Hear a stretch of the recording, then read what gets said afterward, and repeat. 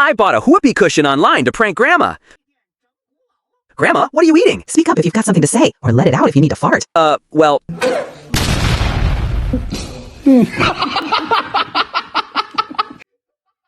You're actually letting one rip. Sorry, Grandma. Keep eating and ignore me.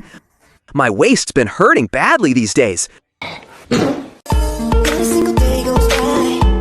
Why'd you stop eating? Did my fart bother you? Not that. I'm just full. My stomach's upset. Gonna let another one out. Just go right here then. Keep it going if you can. I'll look down on you if you stop. You asked for it, Grandma. Yep, I meant it.